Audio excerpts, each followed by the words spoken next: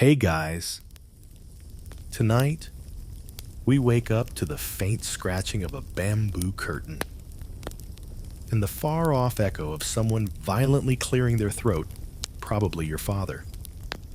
Already disappointed that you haven't begun chanting yet, you're in a Han Dynasty scholar's household, sometime around 150 CE, which sounds poetic until you realize that poetic living means no mattress, no toothbrush, and no concept of weekends.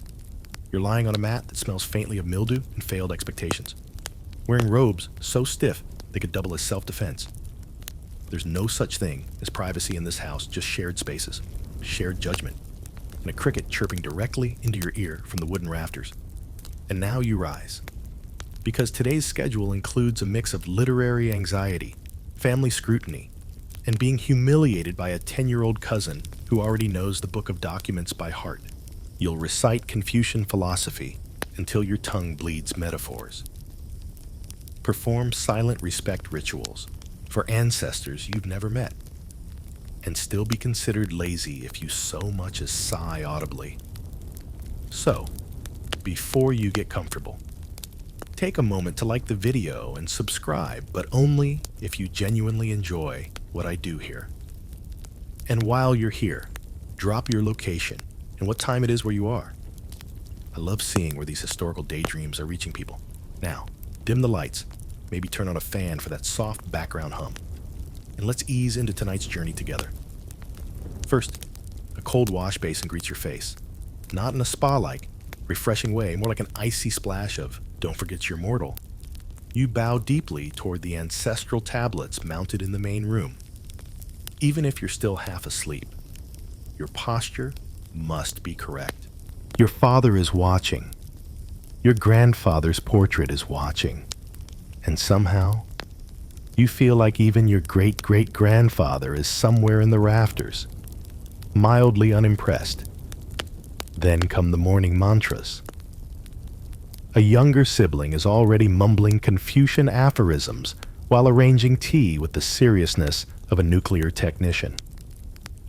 Meanwhile, your job is to recite lines from the Analects without stumbling. 1 error. Back to the start. 2 errors. The house servant looks disappointed in your entire bloodline. No pressure. Breakfast appears. But don't get excited. It's a bowl of hot water with bits of barley floating in it like forgotten dreams. If you're lucky, there's a half-preserved pickled vegetable on the side, which you will share with 3 other people while discussing the moral implications of filial piety. You don't eat so much as absorb calories from the steam and shame. The walls are made of lacquered wood that creaks with every breeze. Outside, chickens squabble like scholars debating metaphysics. Inside, your tutor arrives. He's older than the mountain and twice as bitter.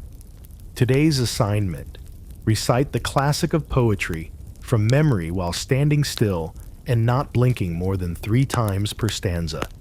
Historians still argue whether such intensity of training actually fostered deep wisdom or just very good poker faces. There's a fringe debate that some elite households allowed brief physical exercises in the morning to awaken the body and mind, but not yours. Movement is suspicious. Wiggling your toes, probably rebellious. Breathing too loud, definitely undisciplined. And despite all this, you're privileged. Peasants outside are already in the fields, knee-deep in mud and rice water. You, at least, have a scroll to hug and call your friend. But don't get too comfortable. That scroll is judging you too.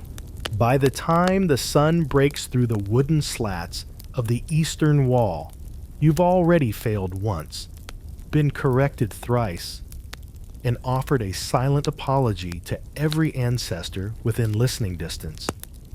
You're not even out of the morning yet, and already you feel like you've aged into your own ghost. Welcome to the world of the Han Dynasty scholar. There is no coffee. There is no reward. Only discipline. Dusty ink, and the soft rustle of robes hiding existential dread. You shuffle through the house in slippers made of straw and regret. The morning air is heavy with incense and judgment. Walls thin as rice paper echo every cough, every creak, every muttered correction from your older brother who, and naturally, is better at everything. As you move from the sleeping chamber to the central hall, the floor groans under you, not from your weight, but from the collective despair of a family lineage that expects perfection and delivers rice gruel. Your room wasn't really yours. It was a sleeping zone, shared with two cousins, a clay water jug, and a fear of dishonor. The bedding, a woven mat that still remembers every bad decision you made yesterday. Pillows are hard, either stuffed with millet husks or folded rags that double as emergency scroll holders. There's a draft, always, and you spend the first hour of every day trying to figure out where it's coming from until you remember there are no windows, just gaps. Sleep is a philosophical concept here. You don't sleep, you pause, and when you wake up, you're not refreshed, you're older. You pass the servant quarters and smell boiled greens, overcooked and watery, but they count as nourishment. In the wealthiest of households, scholars might have their own quiet room for reflection, but in your mid-tier household, you're lucky to have an intact wall between you and your uncles snoring. And here's the kicker, you're 23 and already considered behind. Scholars in the Han Dynasty are expected to know the 5 classics by your late teens, and any sign of struggle is chalked up to spiritual weakness, or, worse, laziness. No one says this out loud. Of course, they just cough politely in your direction and light more incense. If you're female in this household, the pressure is different. You wake even earlier to tend to tea, memorize virtue poems, and practice embroidery until your eyes blur. Your success is measured by how quietly you exist and how politely you disappear. Meanwhile, everyone is watching. Not directly, no. That would be rude. But through sideways glances and shared silence, like a living surveillance system powered entirely by passive aggression. You trip. The entire household absorbs the moment and files it away for future gossip. You sigh suddenly. You're too emotional to be wise. You look tired clearly. Your virtue needs reinforcement. Even the pets are critical. The family dog, some mangy creature that looks like it's seen 6 dynasties, gives you side-eye as you pass. The chickens scatter, offended by your very aura. A pigeon drops something unspeakable on your sleeve. It is, in every sense, a perfect morning. Back inside, your father is arranging the ancestor shrine for the midday offering. You are told, gently, to stand straighter, or you'll disrespect the spirit realm. So you do, even though your back is already a soft S shape from years of improper sleep and emotional weight. You catch your reflection in a bronze mirror, blurry, convex, and always 2 weeks behind on self-esteem. Your hair, tied in a scholar's knot, is already fraying. You attempt to fix it with a comb that has half its teeth missing. Your older brother walks by and doesn't say anything, which, in this house, is worse than criticism. And while you may not be starving, you're certainly not thriving. Han Dynasty homes didn't believe in cozy corners or personal space. Furniture is sparse and functional. Chairs are rare. Most people kneel or squat. You know what's abundant. Those scrolls. Piles and piles of bamboo. Or silk scrolls that never stop reminding you you're not smart enough. Not yet. Historians still argue whether Han scholars were truly happy in their routines, or simply mastered the art of appearing serene while slowly dissolving inside. Either way, by the time the sun climbs over the roof tiles, you've already memorized 3 passages, rewritten a poem in calligraphy, bowed 4 times, apologized 6, and deeply questioned all your life choices. You haven't even stepped outside yet, and somehow, you're already behind. You finally decide to leave the confines of your scholar shame chamber and relieve yourself because some human needs are universal, even in dynastic China. But there's a problem, namely that toilets, as you imagine them, do not exist. Not unless you're fantasizing about a ceramic pit surrounded by flies and moral compromise. In your household, the latrine is a narrow alley out back, half covered with rotting bamboo planks and mostly maintained by the belief that nobody will slip and fall. It's a squat pit, shared by every member of the extended family, the household staff, and judging by the smell, perhaps even the neighboring ghosts. There's no door, of course. Just a thin, hanging cloth that offers exactly zero actual privacy and flaps with every breeze like a flag of surrender. You approach with the dread of someone entering battle. The ground is damp. The flies are sentient. And the last person forgot to bring lime powder again. You sigh, pull aside the cloth, and enter the realm of humility. And here, in the pit's murky depths, lies your morning existential crisis. You hover over a gaping hole and try not to look too closely. Bamboo slats are slippery, and one misstep could turn you into a legend, that scholar who vanished beneath his own thoughts. As you balance, you notice the toilet paper situation. That is, there isn't one, not even a concept of it. Instead, there's a collection of bamboo spatulas. Yes, spatulas that get rinsed in a bucket and reused. You briefly consider enlightenment by sheer discomfort. Now, in wealthier Han households, the so-called 5-roomed latrine was a dream of sanitation. It had multiple stalls, separate pits, and a drainage system that historians still admire. But you don't live there. You live here, in the modest middle-class purgatory where one pit must serve many, and where modesty is a forgotten luxury.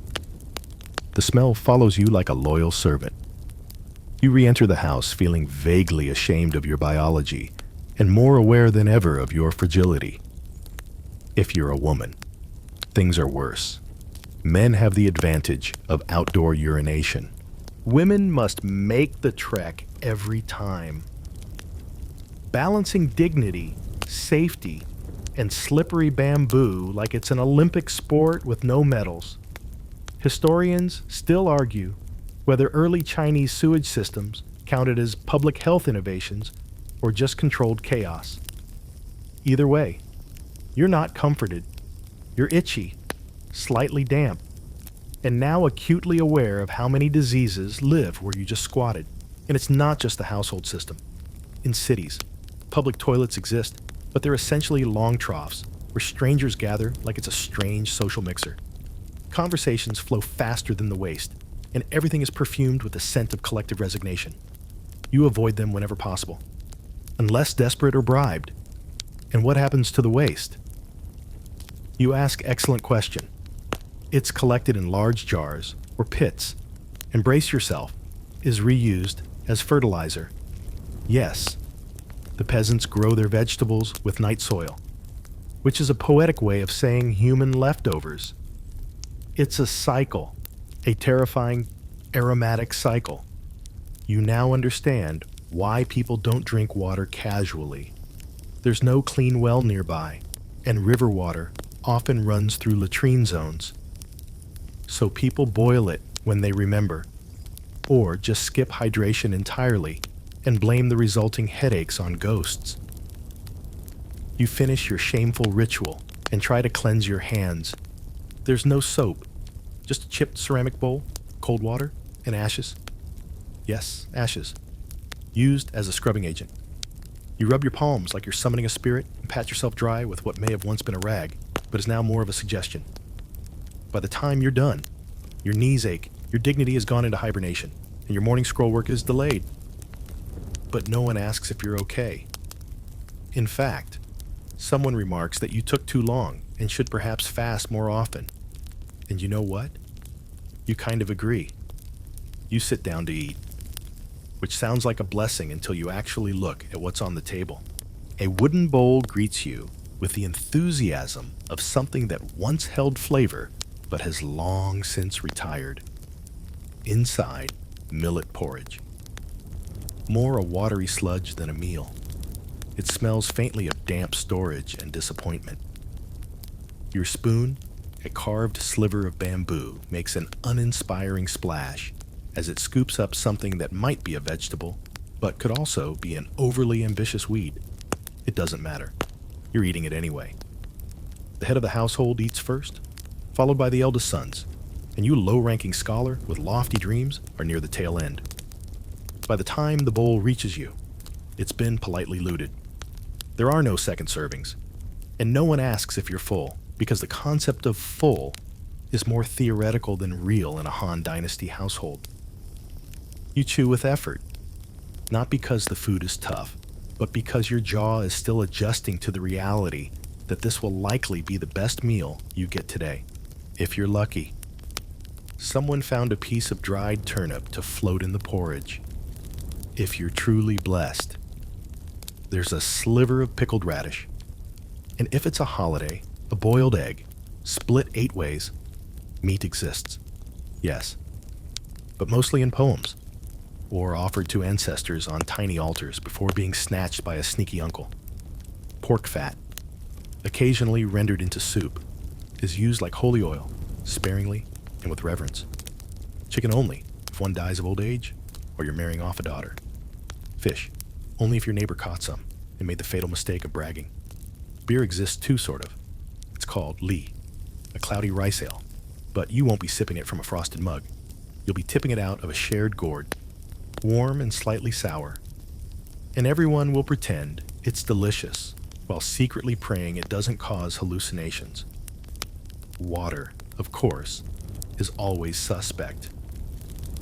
If you're not boiling it, you're gambling with every sip. As for flavorings, there's soy sauce barely fermented, extremely salty, and if your family is fancy, maybe a dab of fermented bean curd that smells like betrayal and tastes slightly better. Spice is a legend passed down by travelers. Peppercorns were imported occasionally, but for most households, the dominant flavor profile is wet grain meets salt. Bread, if you can call it that. It's more like a steamed bun's disheveled cousin. Dense, chewy, and as festive as a brick. Some are cooked directly in ashes, because ovens are rare, and others are sun-dried and stored for weeks until they achieve that special texture we now call inedible. And yet, you eat slowly, because no matter how uninspired the meal, it's fuel for a long day of writing characters, copying scrolls, and pretending not to envy the guy who just walks oxen for a living. At least he doesn't have to argue over metaphors with his uncle. Historians still debate whether Han Dynasty food culture was delightfully rustic or just a culinary endurance test. The truth is likely somewhere between. Nobles had banquets filled with roast piglet and wine-soaked fruit. You, on the other hand, are chewing something fibrous and wondering if it's plant or punishment. Once a week, the family might splurge on jiaozi, those famous dumplings. But back then, they were mostly dough, filled with mystery, and boiled until they surrendered. You bite into one, and guess, is it cabbage? Is it last month's cabbage? No one talks much at breakfast. Not because of etiquette, but because chewing takes focus. A lot of focus. And because someone is usually watching to make sure you don't take too much. You finish, wipe your hands on your robe, and bow politely to the elder. You're still hungry, but that's considered a virtue. Hunger means discipline. Hunger means you're not becoming soft. Hunger means it's time to get to work. And so, with a belly full of porridge and existential dread, you rise from the table and prepare to face the next challenge of the day, pretending this is all fine. You reach for your robe, still damp from yesterday's humidity, and attempt the daily ritual known as getting dressed. It sounds simple. It is not, because your entire wardrobe consists of one, maybe two, coarse hemp or Ramie outfits, and neither has been washed this month, or last, or, honestly, this rain cycle. The fabric itches, not like a casual sweater tag, like 1,000 invisible ants have made a colony between your shoulder blades. Hemp may be breathable, they say, but it also feels like you're hugging a basket, and it's never quite dry. There's always that whisper of mildew, like it's been air-dried in a cave where socks go to die. Your sash is less a fashion statement and more a survival tool used to hold up your pants, carry scrolls, or in emergencies. Mop up nosebleeds from when you faint after skipping a meal. It's stained. You stopped asking with what? Your shoes. Ah yes, your glorious shoes, woven from straw and dreams, held together by hope and foot sweat. They're permanently damp, flattened, and squeak slightly when you walk, not because they're cute, but because they're fermenting. On rainy days, you might as well go barefoot, which wouldn't change much. Either way, your toes are a playground for worms and infection. And let's talk about socks. Oh wait, you don't have any. Because socks are for nobles and Buddhist monks.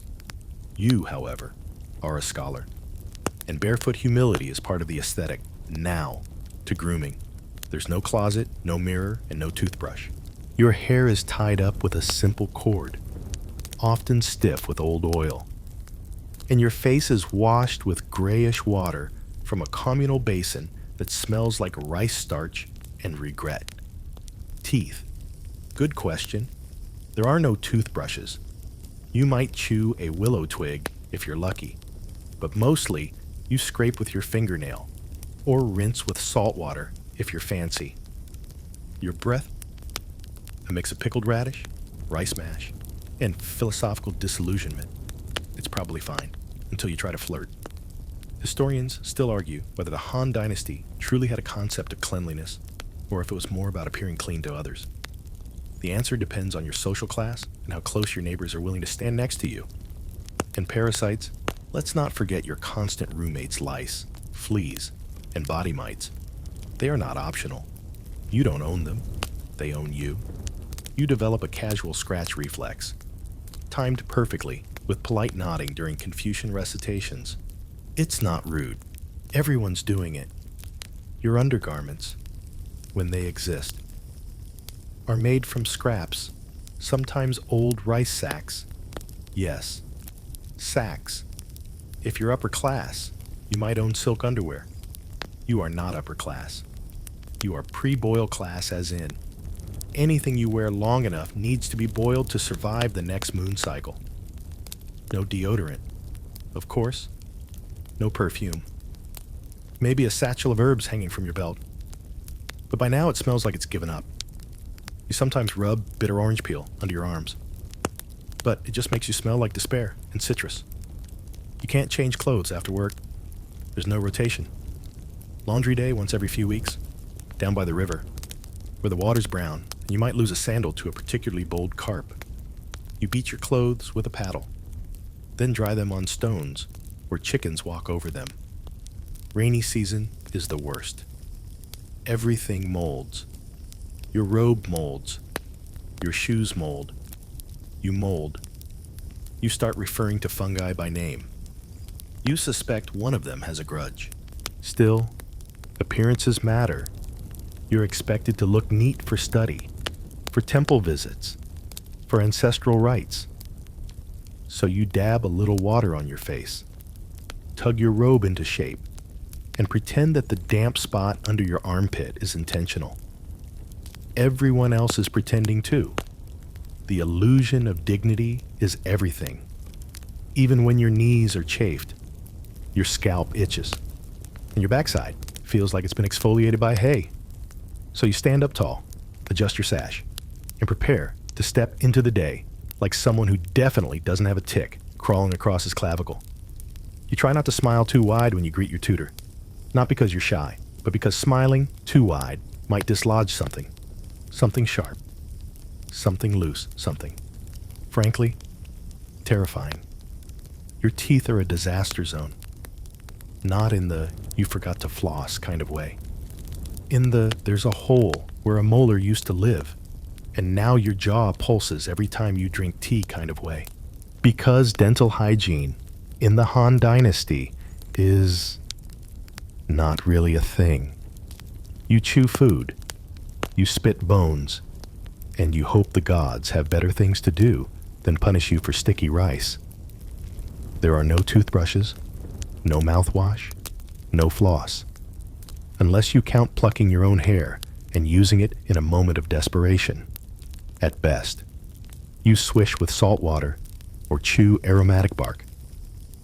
Willow twigs are popular nature's awkward attempt at a dental plan, but they do very little against the raw decay in your gums. You've developed a chewing technique that avoids your left side entirely. That's where the worst pain lives.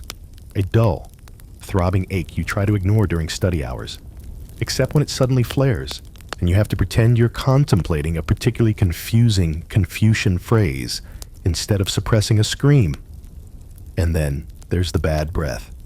Not morning breath. We're talking about the constant, humid, fermented soybean cloud that hovers politely around your mouth like a ghost of every meal you've ever regretted. You can't do anything about it. Your friends also smell like old soup. It's part of the community experience. When your tooth becomes too painful to ignore, too loose, too bloody, too swollen, you don't see a dentist. Because dentists don't exist. You go to the village healer, who might be a retired butcher or someone who once treated a pig with success. He doesn't have tools, just fingers, a rusty clamp, and a bottle of rice wine. He doesn't numb the area. He doesn't count to 3. He just yanks. You black out, maybe from the pain, maybe from the shame, maybe because the clamp slipped and took part of your lip with it.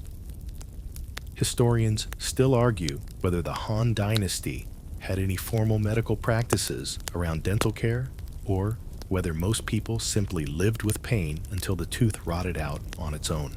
The archaeological evidence says yes, but also, tragically, no.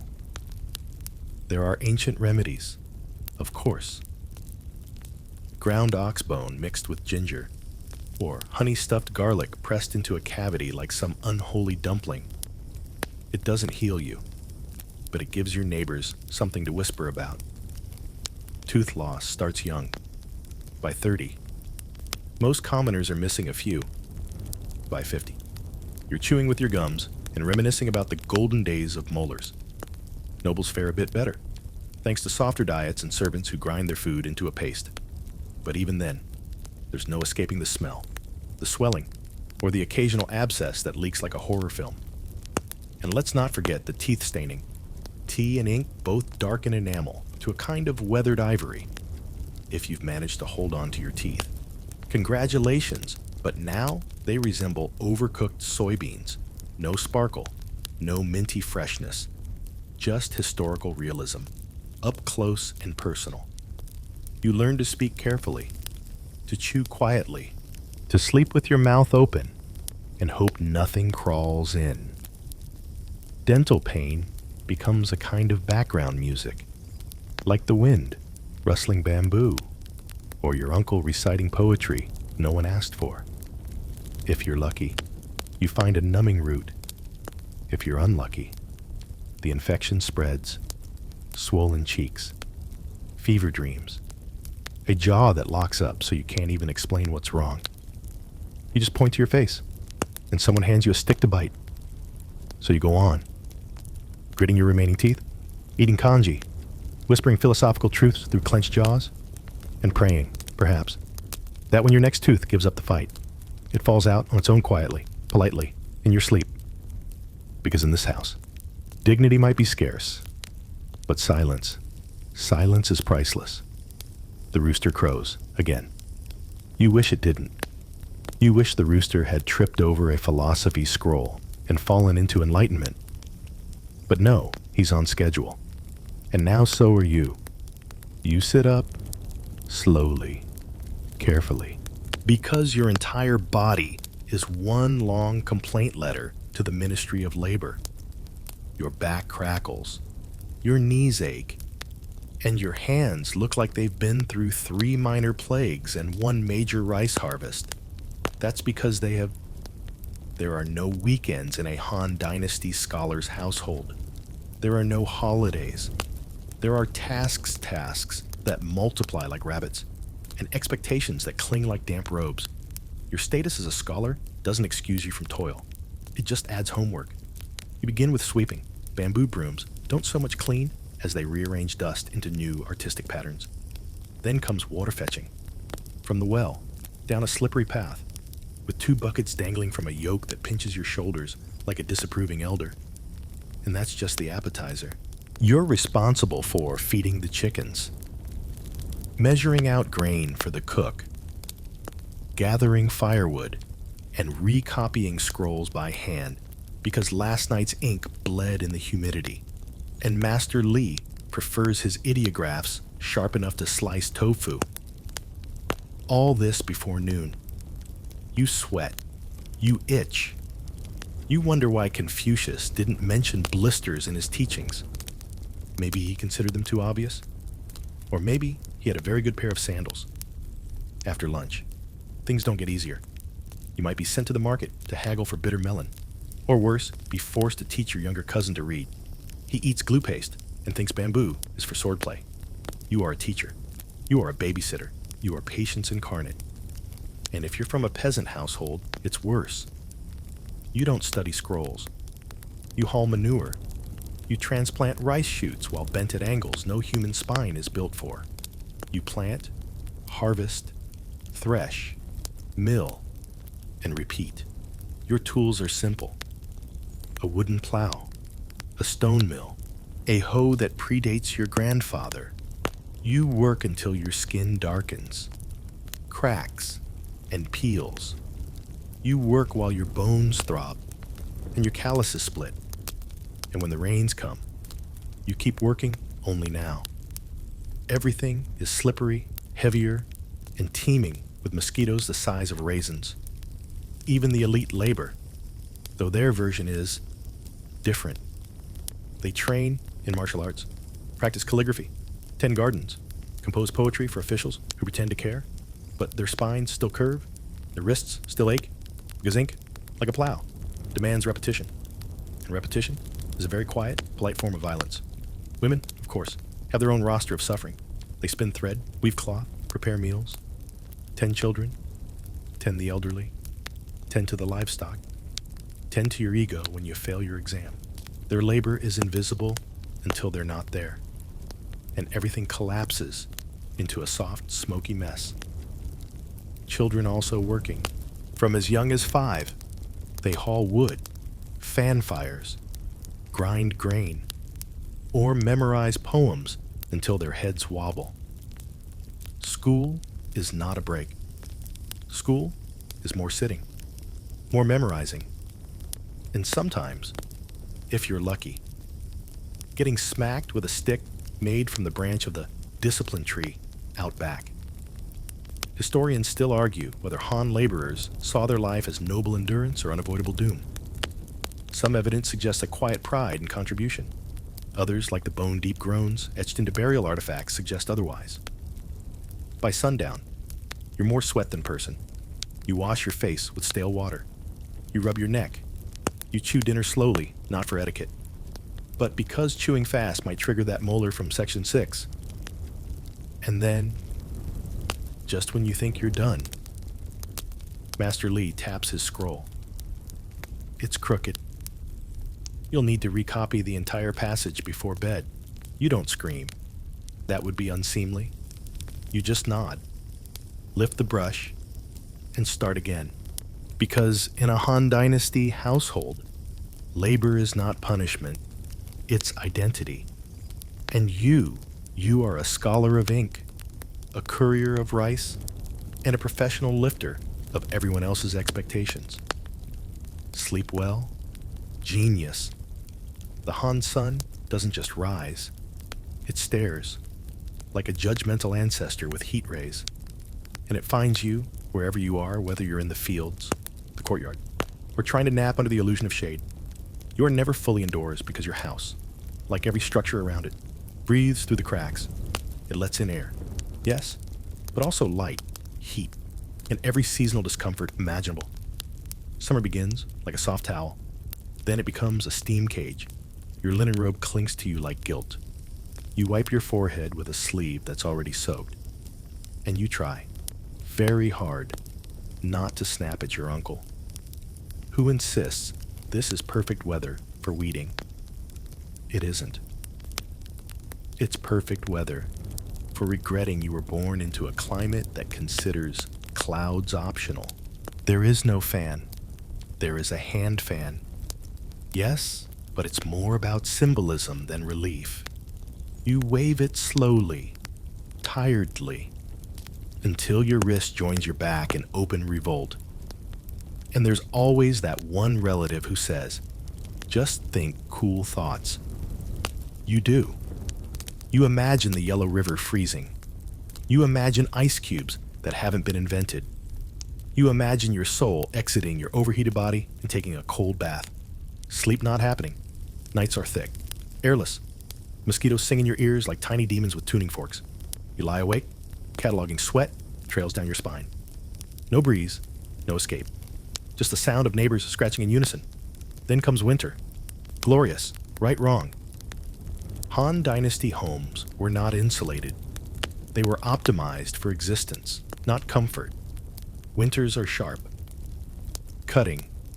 Cold isn't just a temperature. It's a personality that moves in with you. Your mat hardens. Your straw pillow feels like it's judging your choices. And the only blanket is a patched quilt that still smells faintly of last summer's mildew. You wake up stiff. Your nose is a personal icicle. You see your breath, indoors. And if you're lucky, only one of your toes has gone mysteriously numb. You wear layers, sure, but your wardrobe is limited. You simply pile on whatever's cleanish and vaguely warm. 2 tunics, a rice sack, a scarf made from someone else's scarf, and then you light a fire, if you can. But the smoke refuses to understand physics and curls straight back into your eyes. Now you're cold and crying. And no, you don't know if it's better than summer.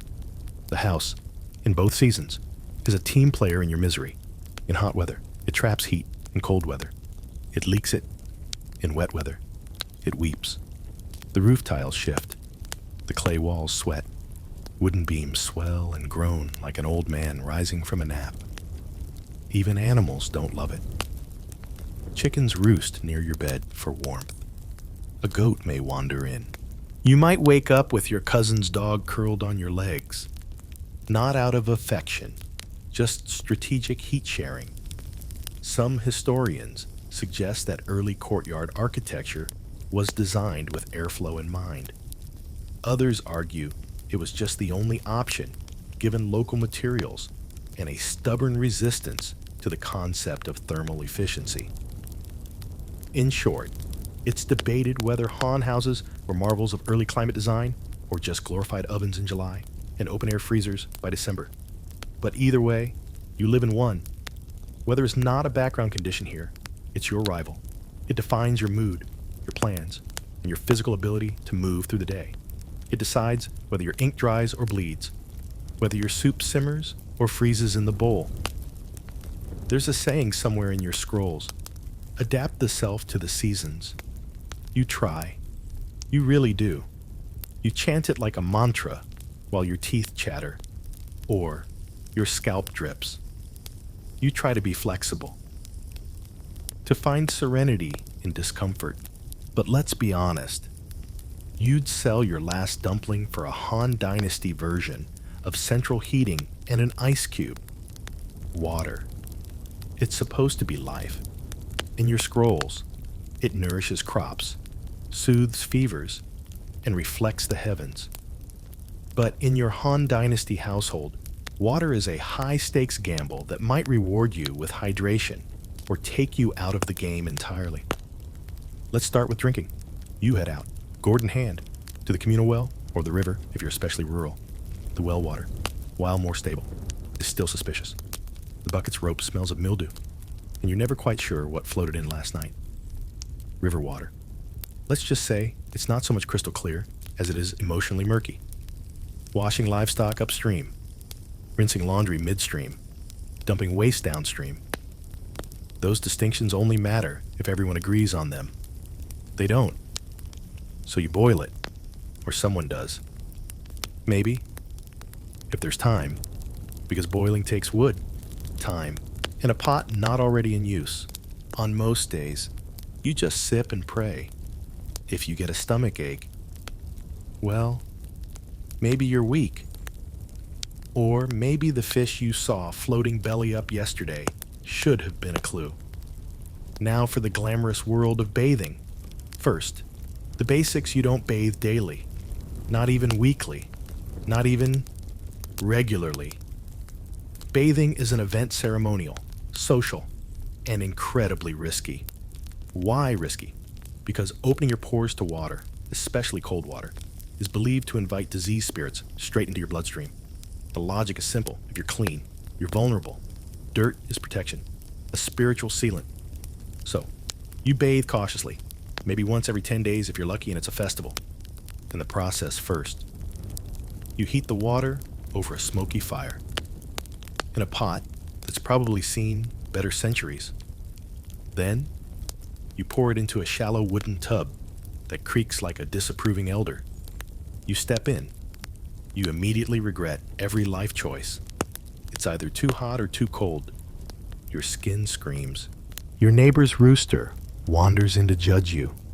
Soap you wish. You have plant ash, sometimes fermented bean water. Exfoliation is done with rough cloth, or, if you're feeling fancy, sand. You scrub quickly, quietly, and with the awareness that you're probably not getting rid of much bacteria, mainly just moving it around with confidence. And then there's the water after the bath. It doesn't go down a drain. It goes out the door, into the garden, or a ditch, or wherever you hope it won't offend the ancestors. Now, think about teeth. You rinse your mouth with water. That's the dental plan. Maybe you chew on aromatic twigs if you're scholarly and sophisticated. But the concept of clean here is about scent, not sanitation. If you're lucky, you'll smell faintly of mint. If not, you'll smell like someone who hasn't bathed in 10 days and rinses with fishy river water. Because, well, you are.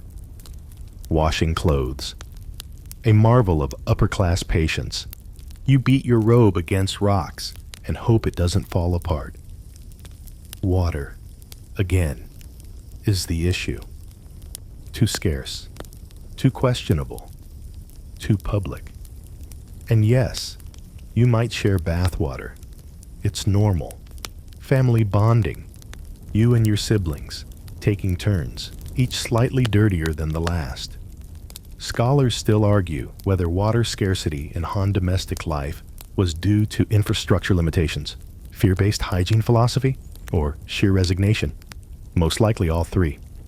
Add to that the prevalence of waterborne illness, dysentery, parasites, unexplainable fevers, and you've got a liquid roulette wheel spinning with every gulp. Yet, water remains holy. You use it in rituals. You write about its purity in poems. You pour libations during sacrifices.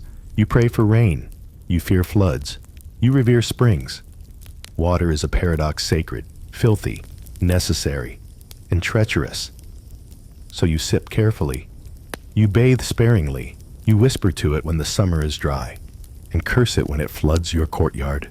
Because in your Han Dynasty scholar's household, water isn't just a resource. It's a character, a moody, unpredictable, passive-aggressive roommate who might nourish your garden or end your week with an intestinal nightmare. Still, you drink, because the only thing worse than dirty water is none at all. And now, your day in the Han household fades like ink in moonlight. You sit on your creaky mat, bundled in every threadbare robe you own, sipping tea that may or may not be entirely safe. Outside, the night air smells of firewood and wet stone. Somewhere, a neighbor coughs, a dog groans, a cricket presses its solo. Your muscles ache, your stomach grumbles with quiet hope. The stars blink, ancient and unimpressed.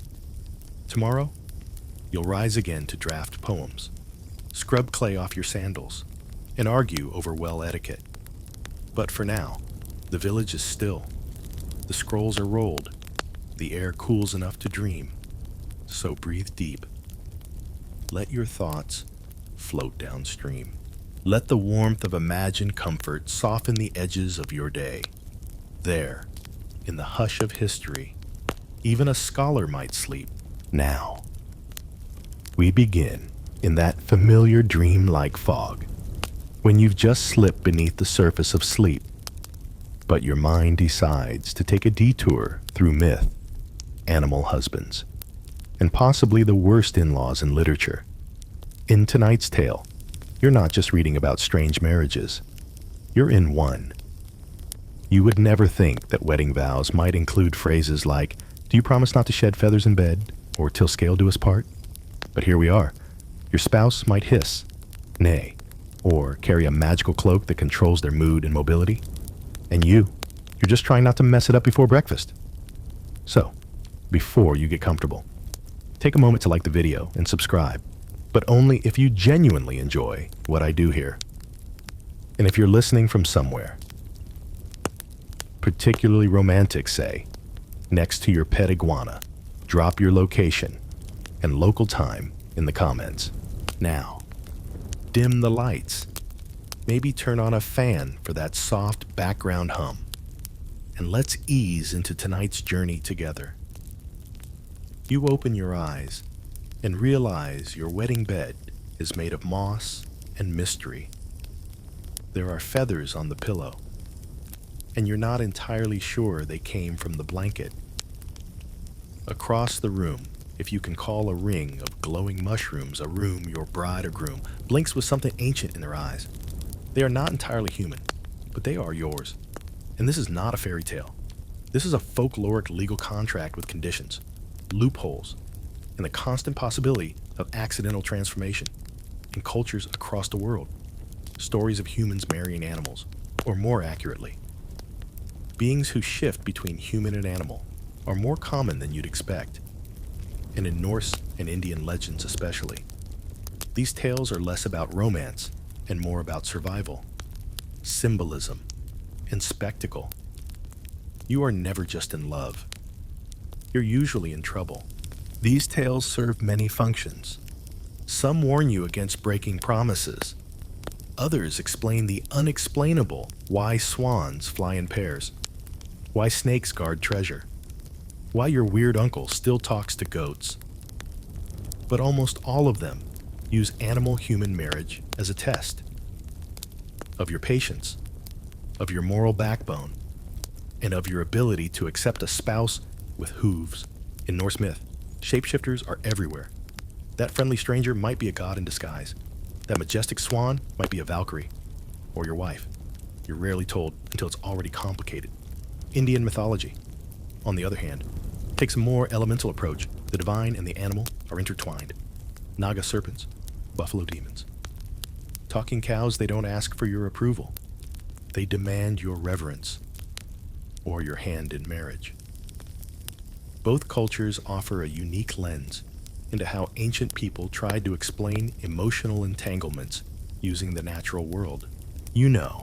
Instead of therapy, they had magical pacts with shape-shifting spouses, and these unions weren't always willing.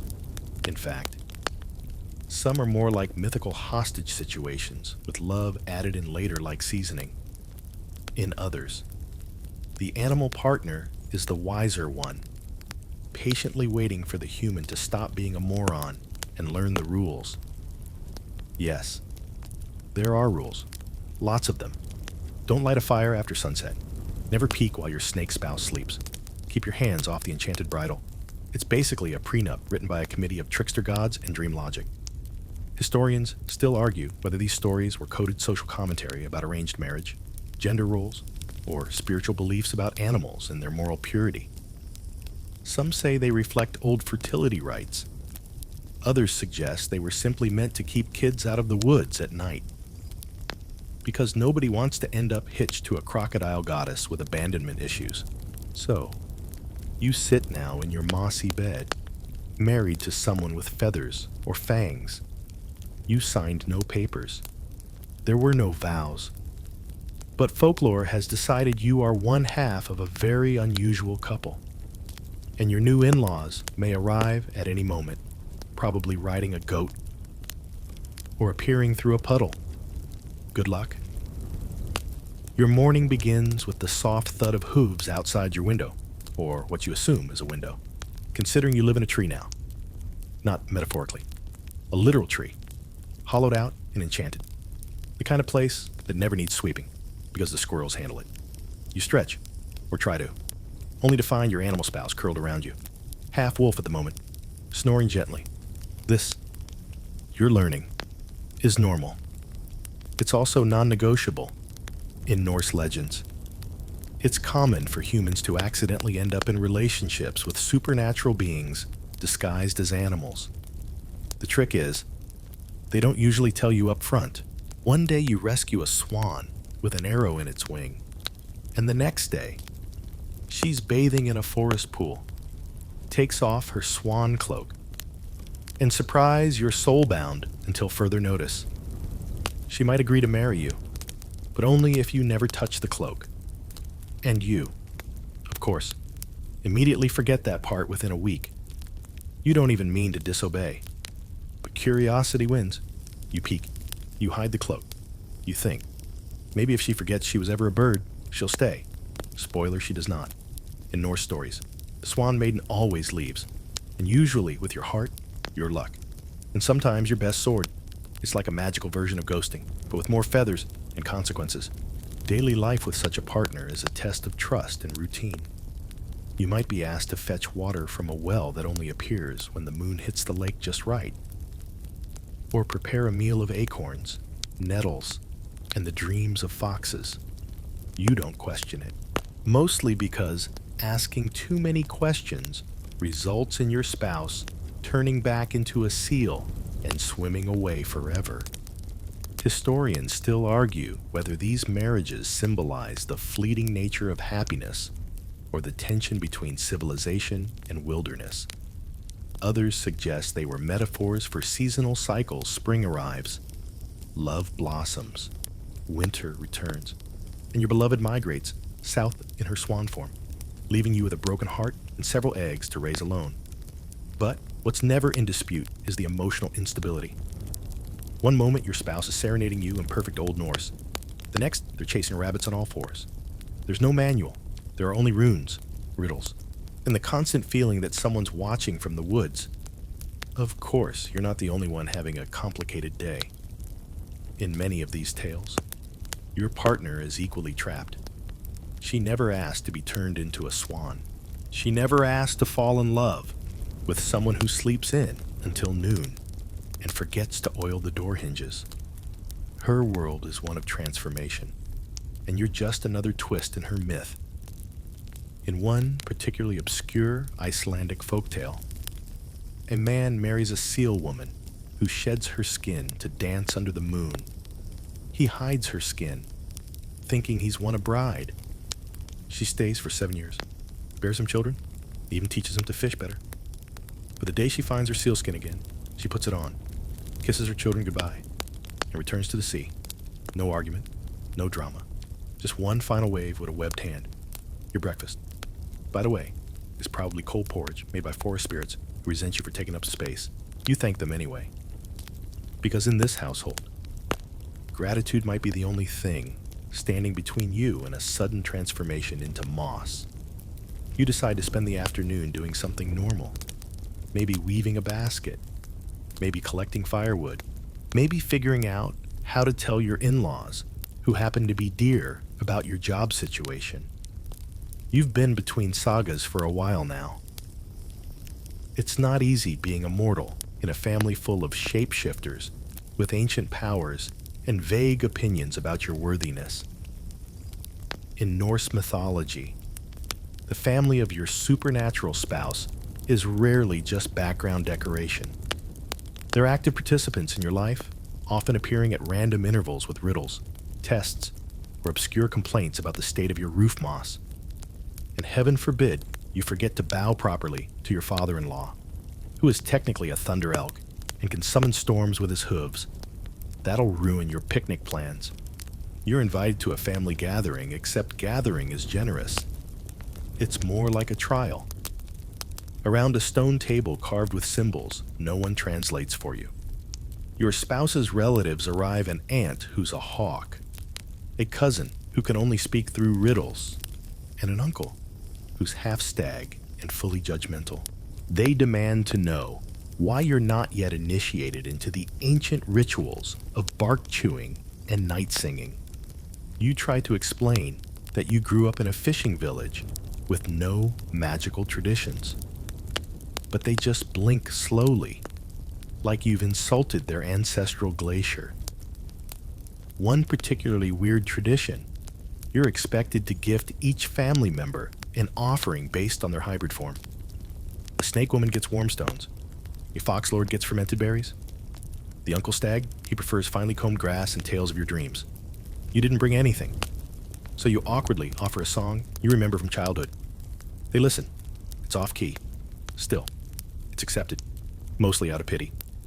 Historians still argue whether these animal-human marriage myths were symbolic of tribal alliances or coded lessons in managing difference. Marrying a non-human might reflect the tension between settled people and the wild world forests, rivers, and instincts that can't be reasoned with.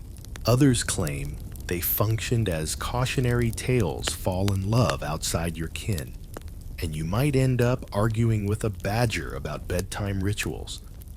Later that night, your partner explains that her cousin, the riddle-speaking raven boy, actually liked your song. He said it reminded him of wind over wet stones. You nod. You pretend to understand. You're learning to measure success in incomprehensible metaphors now. Also, in how often your spouse does not fly off in a storm of feathers. Quirky tidbit. There's one Norse tale where a woman is cursed to become a bear every time someone says her name. Imagine how that wedding went. I, Eric, take you. Groar. She ends up living in a cave and only returns to her husband in spring, assuming he hasn't accidentally said her name while yelling at the chickens. Meanwhile, you curl up beside your animal spouse, who's now part mist, part moonlight. She whispers something ancient and probably poetic into your ear. You think it's, "I love you," but it could also be, "Don't forget the pine sap offering next week." Either way, you hum a reply, hoping it fits. And the wind outside rustles in what might be approval or polite confusion. You wake to the sound of scratching. Not claws, thankfully, but quills on parchment. Your spouse, still wearing the faint shimmer of fox fur along her shoulders, is writing out a treaty, or possibly a poem, with mythic beings. It's hard to tell. In this house, literature is a blood sport, and breakfast conversation requires footnotes. Today, if you're visiting the village, you need barley, salt, and something called sky honey, which you learn is just dew, harvested at dawn by moth women monks. The market is bustling, but you notice something peculiar. You're being watched. Not in the celebrity couple way, but in the, "Isn't that the one who married a heron" kind of way. You smile. You wave. You quietly regret leaving the house. Among Norse legends, such as those from the poetic Edda, humans married to animal spirits often found themselves in limbo between two social spheres. You don't quite belong with mortals anymore, but the immortals think you smell too much like soup. You are, in short, unplaceable. One account even describes a man marrying a swan maiden, only to be exiled from his village because the local priest declared their union structurally unstable. Whatever that means. You barter with a vendor who claims to be half wolf, half weaver. He offers you a piece of cloth that shifts color based on your emotions. It turns gray when you touch it. Melancholy, he says, nodding sagely. You buy it, mostly out of social pressure. The next stall sells owl eggs and prophecy spoons. You pick a spoon that promises moderate clarity and occasional trembling, which feels honest. One of the more absurd legends you recall involves a man who marries a cow goddess. She gives him 7 sons and a cow that never runs dry. Things go well until he forgets to thank her at a harvest festival. She turns into a whirlwind and moos a curse so powerful, it echoes in fjords to this day. Historians still argue whether this tale is about reverence for nature or simply a reminder to never skip anniversaries. At the village well, an old woman pulls you aside. She whispers that she, too, once married a crane, elegant dancer, terrible cook. She sighs. Then she hands you a feather and vanishes into mist. You add the feather to your pouch, which already contains 1 fox tooth, 2 promises, and a chunk of sky honey wrapped in regret. Back home, your spouse is lounging in a shaft of afternoon light, polishing a scale you suspect came from her dragon days. She asks how the market went. You say it was mildly surreal, with excellent spoons. She laughs, and for a moment, the air smells like pine and melted frost. There's an old Norse belief that love between worlds requires daily tending, like a fire that burns in a blizzard. Some myths suggest that such unions were tests from the gods. Others say they were metaphors for internal transformation, marrying the wild to soothe the self. Or maybe people just really like the idea of talking foxes. You sit together, watching the wind comb the trees. Her tail brushes your arm. You think about dinner and whether sky honey pairs well with moss bread. But mostly, you think about staying just one more night where riddles make sense and love doesn't need matching species to feel real. Tonight, the moon hangs low like a gossiping ant, full and unblinking. Your spouse insists it's a good omen. You're less sure, mostly because you're about to meet the in-laws. Or, to be precise, her family of shape-shifting cloud tigers, storm crows, and one allegedly reformed swamp demon with a talent for embroidery. You've dressed for the occasion silk tunic, lucky charm tucked under your collar, breath laced with mint leaves, but you're keenly aware that you're the only one here who can't breathe fire, vanish into vapor, or communicate via psychic pollen. Dinner is at a hilltop shrine that wasn't there yesterday. It's only accessible when you're emotionally centered. Your spouse says, you're not, but you fake it well enough to get in. The greeting is warm, in the way lava is warm, scalding, beautiful, and likely to burn off your eyebrows if you linger too long. You're hugged by an ant who's part barn owl and entirely judgmental. The appetizer is fermented lightning. You swallow it. Your soul hiccups. Among Indian folk epics, marriages between humans and divine or animal hybrids were not just tolerated, they were celebrated as cosmic alignments. Think of Nala and Damayanti. She's a mortal princess. He's a semi-divine being with talking animal friends and a habit of turning invisible when anxious. Their love story is one of separation, despair, and magical pigeons. Historians still argue whether these tales were romantic ideals or just creative loopholes to justify cousin marriage with flair. Back at dinner, the conversation turns to your potential as a hybrid facilitator. You nod, pretending to know what that means. Someone asks if you've learned dream language yet. You lie, almost fluent. A cousin with hair made of moss offers you a side dish called Memory of Mango, which tastes like your best summer from childhood. It's unsettling. After dessert, a fog you inhale. Rather than chew, you're summoned to the elders' circle. This is either a blessing or a soft trial. One of the uncles, possibly part cobra, asks you what your intentions are. You say something heartfelt about love, connection, and shared laundry responsibilities. A grandmother, half cloud, half judge, leans in and whispers, "He'll do," in Norse sagas. The test of the human partner often involved surviving a feast without fainting, offending the gods, or turning into a tree. You make it through with only minor social injuries. Someone curses in a dialect only raccoons understand. You smile anyway. As the gathering ends, your spouse kisses you on the cheek and says, they like you, or at least, they no longer want to dissolve you. Progress. On the walk home, the moon follows you like a nosy neighbor.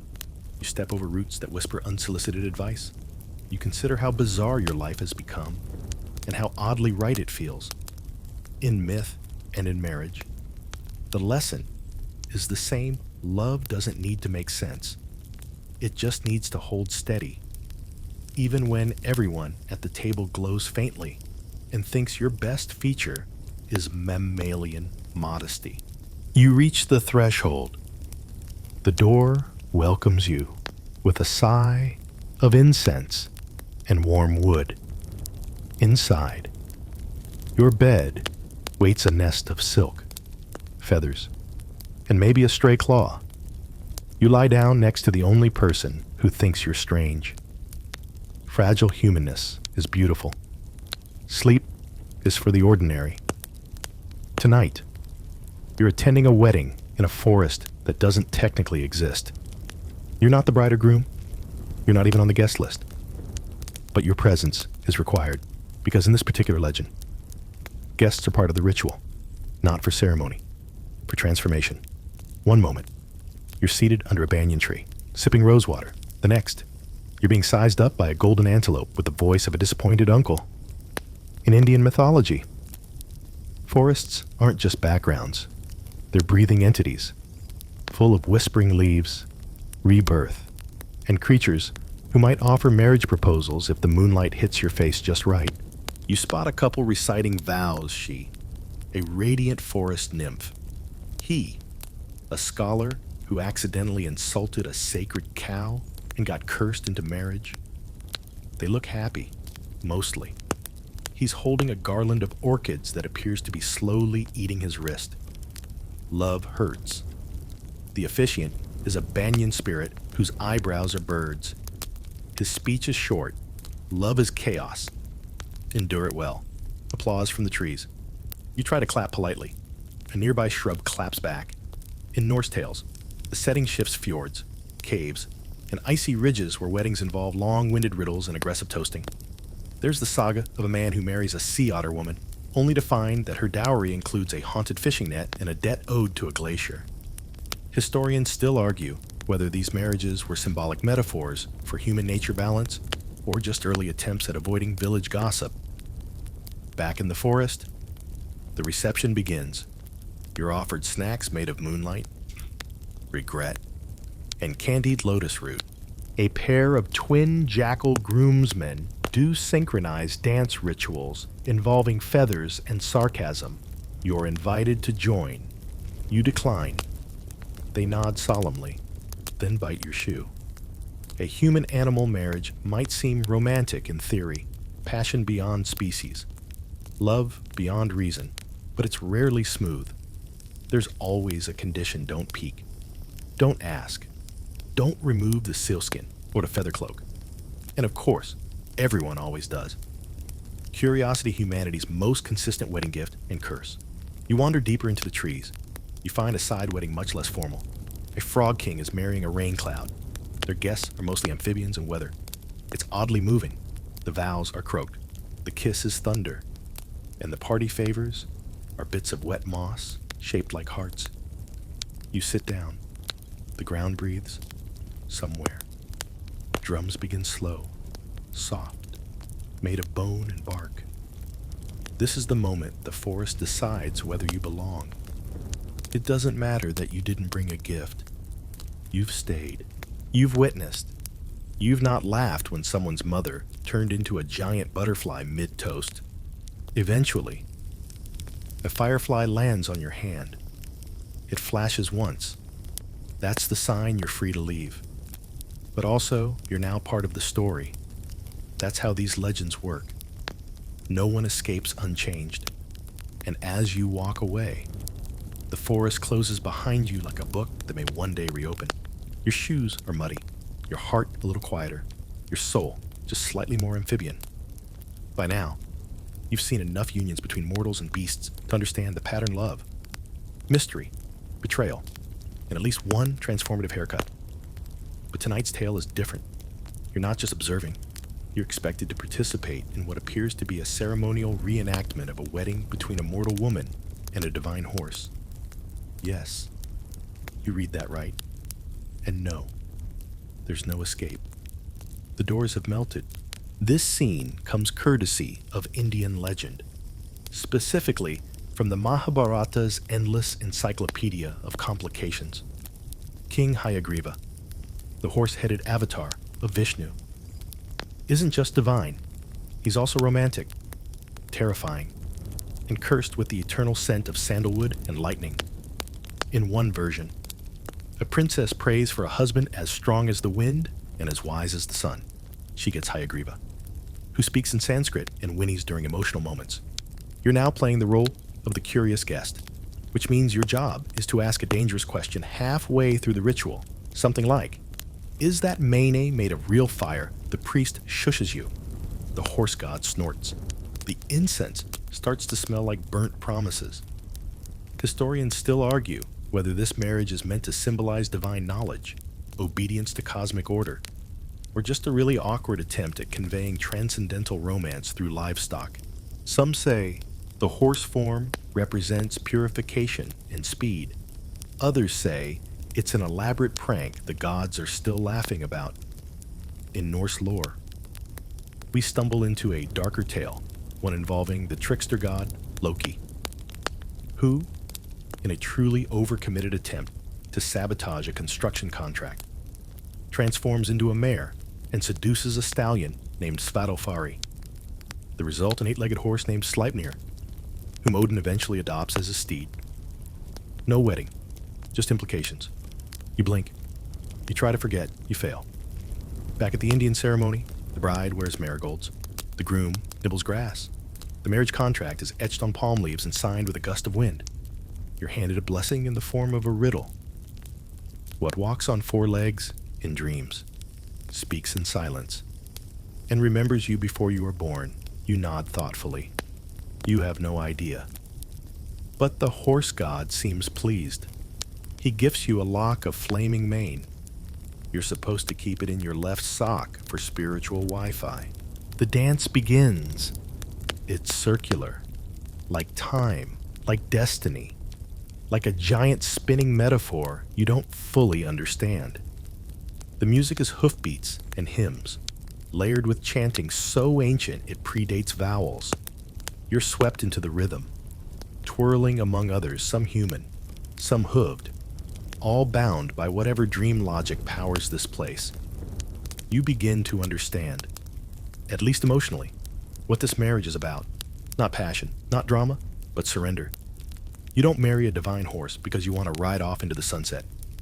You marry him because the universe has a terrible sense of humor and your fate was sealed 5 lifetimes ago during a meteor shower. At last, the ceremony ends. The guests vanish into clouds. The bride and groom dissolve into light. You're left holding the riddle, the mane, and the unmistakable sense that you've just witnessed a story meant to be forgotten by morning. But you won't forget. And that, perhaps, is the real wedding gift.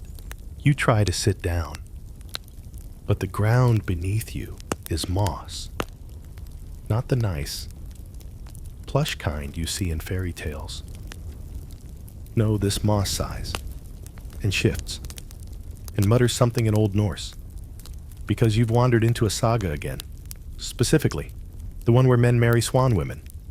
Yes, actual swans, with cloaks and commitment issues. They're called Valkyries in some stories, swan maidens in others. Either way, they have wings, serious boundary issues, and a tendency to fall in love with the first man who steals their feather cloak. You'd think that would raise red flags, especially since these cloaks are essentially their entire identity. But no, in legend, theft is apparently the sincerest form of courtship. You observe a familiar pattern unfold. A hunter finds a bathing maiden. He hides her cloak. She begs for it. He says, "Only if you marry me." Romantic. Right. Historians still argue whether this is symbolic of male dominance in courtship rituals or just a really aggressive form of hide and seek. Either way, the wedding happens.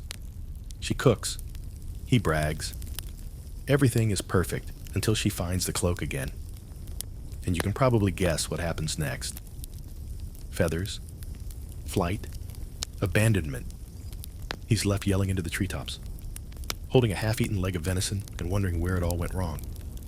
Now, you shift your focus to Indian mythology again, because you're multilingual in your mythological trauma. This time, we meet Salabanjika, the celestial tree nymph, half woman, half spirit of fertility, beauty incarnate. She leans against a tree like she invented gravity. Sometimes she's just part of sculpture. Sometimes she steps down, brushing her hair with fingers made of moonlight, and marries a mortal. Temporarily, always temporarily. in one version. She comes to life to help a noble king find wisdom. In another, she's cursed to walk the earth until someone builds her a temple. Either way, the man who finds her is smitten. He always is. You notice a trend: these stories are never from her point of view. We hear about her healing presence, soothing gaze, and divine patience, but never once do we hear her say, "Actually, I'd prefer to go back to being part of a tree. Thanks." Comic paradox. Of course, the divine woman who needs a mortal man to complete her, as if lightning needs a flashlight. Now, scholars sometimes try to spin this positively. They say, the swan maiden represents the soul, and the man is just trying to unify spirit and flesh. Sure, but it still feels like someone got married under false pretenses and didn't read the part of the vows that said, "Until cloak do us part." Back in your dream moss clearing, a girl made of bird feathers and honeycomb smiles at you. She offers a cup of something that smells like thunder and tastes like regret. You drink. You sprout feathers. Not metaphorically. Your arms itch. Your ribs creak. There's a swan cloak at your feet. You hesitate. You look up. The sky is wide. The wind is persuasive. You pick it up anyway. And just like that, you're no longer sure if you're the one stealing the cloak or the one about to fly away. By now, you've accepted that mythological marriage is less about romance and more about strange contracts, transformation clauses, and mysterious disappearances. So you're not exactly surprised when the final chapter in this parade of peculiar unions begins with a horse. Not just any horse, this one is Sleipnir. Yes, the 8-legged horse of Norse legend, born not from love, but from a prank gone entirely too far.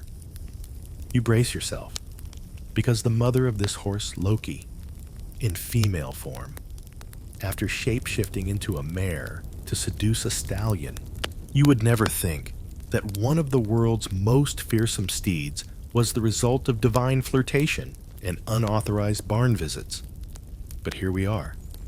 The baby's a horse. Loki's embarrassed. Odin is thrilled. The stallion probably has questions. This is where Norse myth stops even pretending to be reasonable. Sleipnir becomes Odin's mount, galloping across worlds, traversing the sky and the underworld with 8 legs and zero apology. Scholars still argue whether this story is meant as comic relief, a gender-fluid metaphor, or a way to explain really fast horses in an age without Google. Meanwhile, in India, you're introduced to yet another creature that defies species boundaries, the Makara bridegroom. The Makara is a sea monster, part crocodile, part elephant, part poetic license. In certain temple reliefs, it's shown escorting or even embracing a goddess. The idea isn't strictly romantic, it's more cosmic balance. But tell that to the guy who has to explain at dinner that his son-in-law is half shark. You're beginning to see that divine or magical unions are less about love and more about symbolism. Human marries beast, takes a land, joins water, or soul marries body, or sometimes just. Our ancestors believed in really weird things and made it sacred. Still, that doesn't stop people from taking the stories personally. In parts of southern India, there are folk rituals where people symbolically marry frogs to bring rain. The ceremony includes a feast, music, and tiny frog clothing. Cold irony. The frogs probably have more consistent marriages than some of the gods. As night folds further around you, the stories blur. You imagine a wedding banquet attended by a horse, a fish bride, a swan woman, and a crocodile husband. The wine is myth. The food is metaphor. The guests are all confused. Your seat is marked mortal, no +1, in this final drift of your dream. A question bubbles up. What is it we're trying to marry? Really, the divine, the wild, the unknown? Or are these stories just a long-winded way of saying humans are lonely and sometimes project way too hard onto forest creatures? Historians still argue whether these tales are warnings, fantasies, or half-remembered ritual echoes. You simply nod off wrapped in feathers, fins, and folklore. The myths don't end. But you, thankfully, do. Now the wind's quiet. The swan maiden folds her wings. The crocodile sinks into still water, and Sleipnir stops galloping, just long enough for you to exhale. You've drifted through forests, under oceans, across skies with 8-legged horses and divine marriages that made absolutely no logistical sense, but somehow, it all fits together. A bedtime lullaby whispered in the languages of legend. The cloaks are hung, the feathers settle, the gods, the beasts, the brides, they all dim down into silence. You're safe now. No wedding contracts to sign. No symbolic unions to decipher. Just the slow rhythm of breath and myth fading together. Sleep comes not with a bang, but with a feather landing softly on moss. Close your eyes and dream of weddings you'll never have to attend. Now, we step softly into the candlelight of medieval wedding halls, where lace and leather meet dead livestock and legally binding soup. You would never think that till death do us part might include holding a freshly slain goose at the altar, but welcome to matrimony in the Middle Ages. Here, love isn't just blind, it's also blood-stained, muddy, and occasionally feathered. So, before you get comfortable, take a moment to like the video and subscribe, but only if you genuinely enjoy what I do here. And hey, drop your location and local time in the comments. I love knowing where in the world we're all falling asleep together. Now, dim the lights, maybe turn on a fan for that soft background hum. And let's ease into tonight's journey together. You shuffle into a hall that smells like sweat, spice, and damp hay. The groom stands near the altar, gripping a very dead goose like it's a bouquet. In parts of medieval Germany, this wasn't a prank, it was a tradition. The groom presents the bird to the bride's family, symbolizing wealth, luck, and fertility, which is adorable if you ignore the cold, limp feet dangling toward the wedding cake. The idea was that the goose, fattened and ready, would nourish the household a living well, formerly living symbol of prosperity. But the deeper symbolism, some historians suggest it was a reminder that marriage is both a feast and a sacrifice. Romantic. Others point out that in pre-Christian rites, animals were often linked to spiritual union, so perhaps this was less about dinner and more about warding off evil spirits. Or maybe it was just showing off your poultry game. Historians still argue whether the goose was symbolic, practical, or just a really unfortunate guest of honor. Of course, this isn't the only creature showing up at medieval weddings uninvited. Dogs were sometimes present not as pets, but as wedding gifts, loyalty tokens, or metaphors for obedience. A medieval French lord once offered a dog and a barrel of mead as his entire dowry, somewhere between a pet and a bribe. And dead animal accessories didn't stop at geese in some Norse-influenced areas. The groom would wear a belt made from a wolf's pelt, or tuck a fox skull into his sash. A fashion statement and a message: I'm strong enough to kill this. Now let's get married. You stare at the altar again. The goose's neck droops like it's asleep. The bride doesn't flinch. Maybe she's used to it. Maybe she's just hoping for a live cow next time. But the real kicker, the dead goose was sometimes later boiled and served at the wedding banquet. Yes, your husband's love offering becomes dinner. Nothing says romance like carving up your own dowry. In a world where love and survival were often tangled, a dead goose might have been the best case scenario. It didn't yell. It didn't ask for land. It didn't bring debts. And it sure didn't drink all the ale. You wake up the morning after the goose-filled celebration, hoping things can't get any weirder. Spoiler, they can. Because now you're heading into a tradition where the guests don't just toast the bride and groom, they chase them, grab them, and in some places, literally carry them to bed. Welcome to the post-wedding ritual of bedding ceremonies, where privacy goes to die and social discomfort reaches peak medieval in many parts of medieval Europe. Once the vows were said, the bedding began. Not the romantic kind, more like a half-public ceremony where the bride and groom are led or dragged to the marital bed while an entire village watches. Why? Well, in a time when alliances were made and fortunes were exchanged with a kiss and a contract, it wasn't enough to say you were married. You had to prove it, or at least act like you were going to.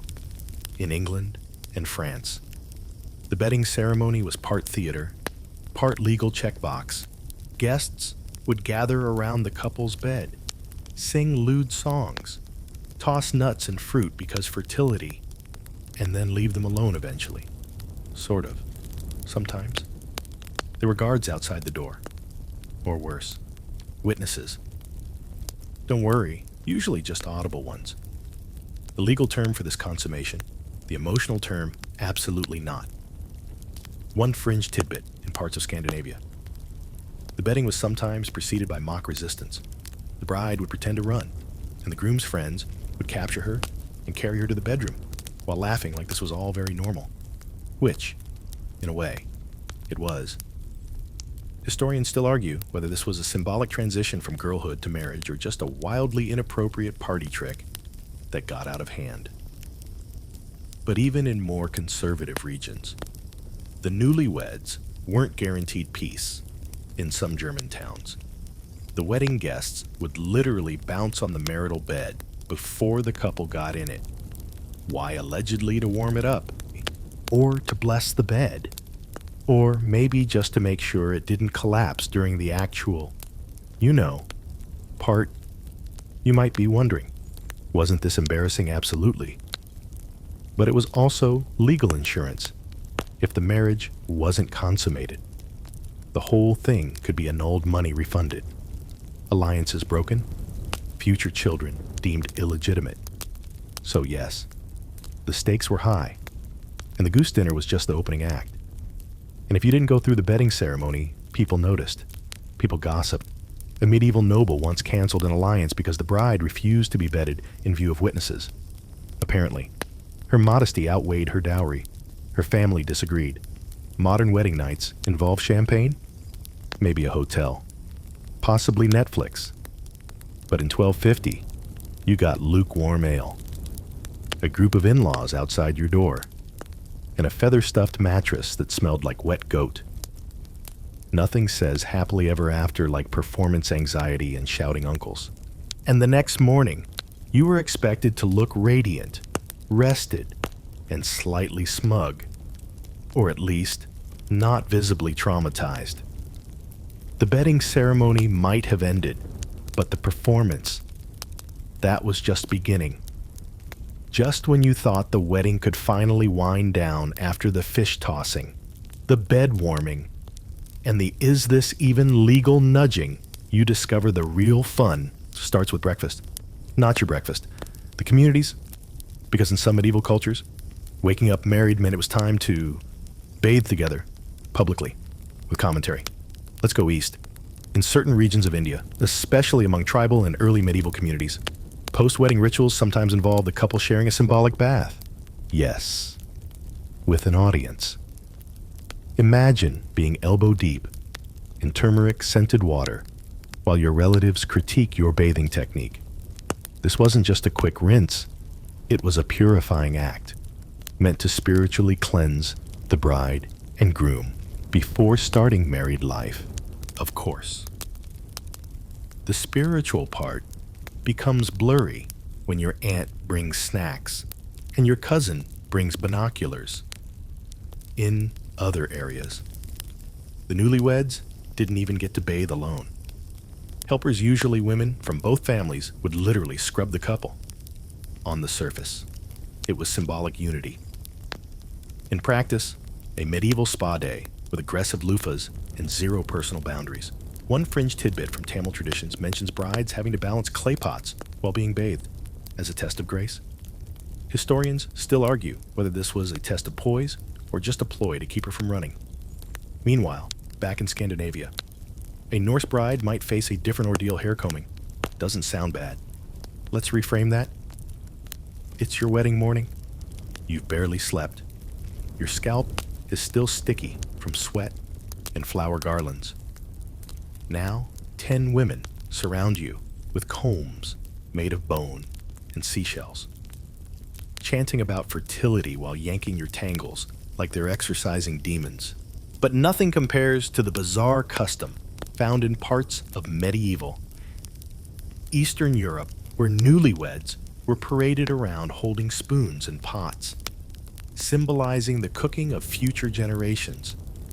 If it sounds confusing, it's because it is.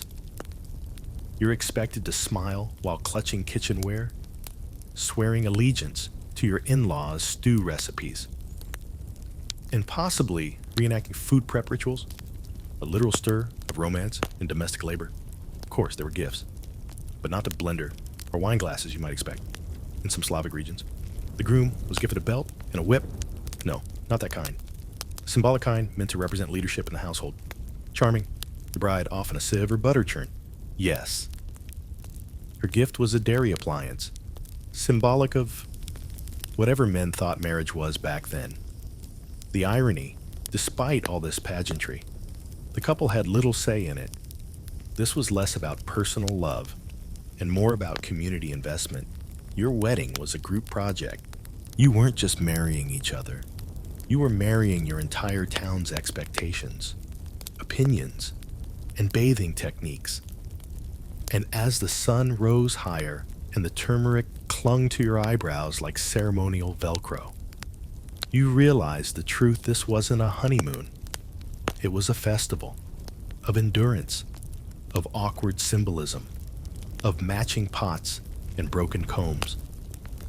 Good news, you're legally hitched. Bad news, your scalp's on fire, or your relatives are still watching. And someone just asked when the real fun starts, just as you're wiping the last bit of turmeric from your ear canal and wondering if marriage always includes so many root vegetables. Someone hands you a cup. It smells earthy, not unpleasant, but very specific.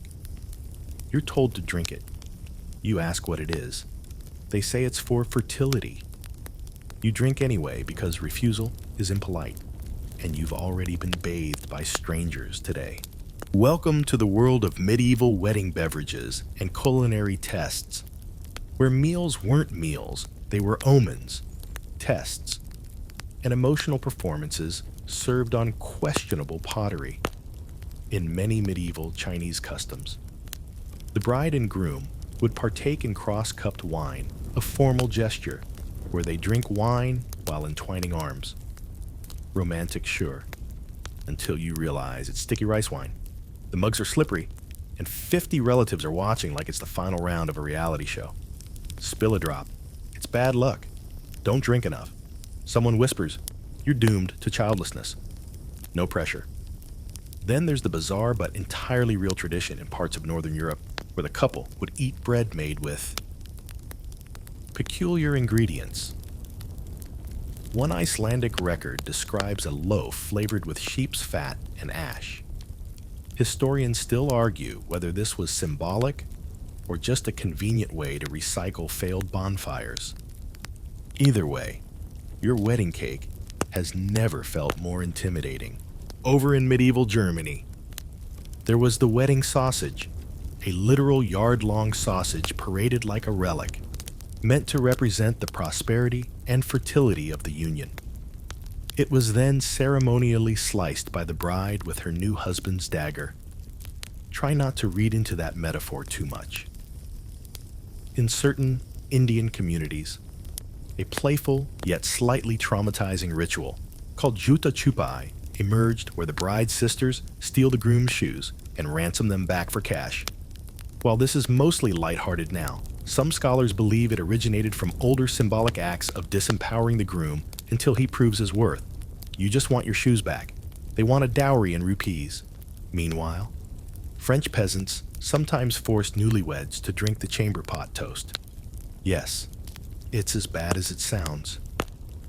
After the wedding feast, the couple would be surprised with a bowl containing leftovers from dinner, plus hair, garlic, and occasionally the scent of human waste. The couple had to drink from it as a symbolic gesture of tasting life's bitterness together.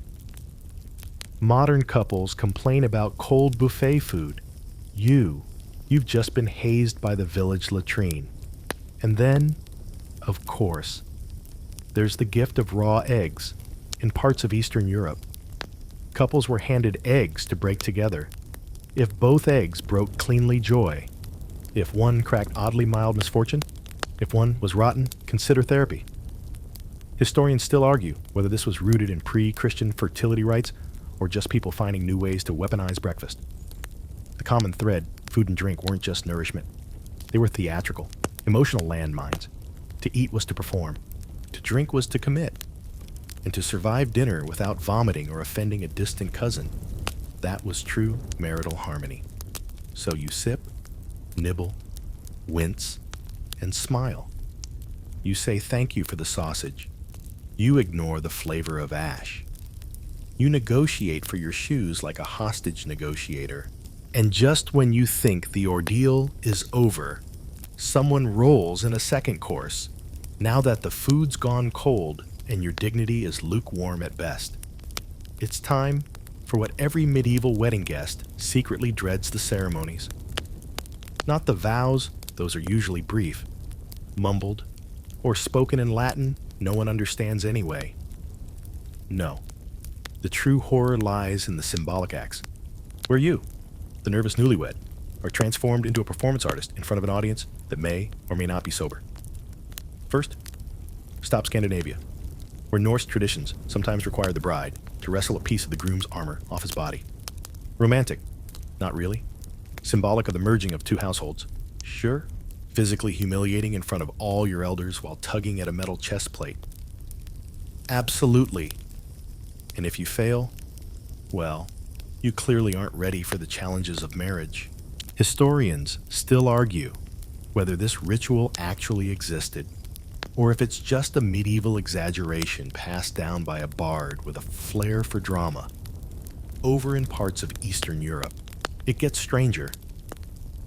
The bridal slipper ceremony was a thing. The bride's shoe was stolen, passed around, and eventually ransomed back by the highest bidder, often the groom, who had to publicly declare the bride's worth in coins. It's like an awkward eBay auction meets relationship therapy. And yes, sometimes the groom was expected to drink wine from the shoe before returning it, because nothing says commitment like foot-flavored Cabernet. In rural Italy, they took a different approach. During a tradition called serenata, the groom stood outside the bride's home and sang for hours the night before the wedding, often with an accordion and a growing crowd of hecklers. The bride, she watched silently from a window. If she laughed, he was considered charming. If she didn't, well, it might be time to reconsider. This performance-based approval system gave new meaning to sing for your supper. Then there's the money dance. It shows up across cultures: Poland, the Philippines, Nigeria, and more, but in medieval contexts. It had slightly sharper edges. Instead of simply pinning cash to the couple's clothing, guests might throw coins on the floor and watch the bride pick them up with her teeth. This act was part fundraiser, part humiliation, and part medieval entertainment. Your honeymoon fund depended on your flexibility and dental integrity. In some Celtic regions, they went a step further with hand fasting, where the couple's hands were literally tied together with cords during the ceremony. Today, it's quaint. Back then, it was mandatory.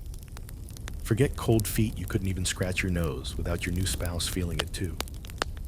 And while some scholars insist this symbolized unity and trust, others believe it had more to do with making sure nobody ran off mid-vow.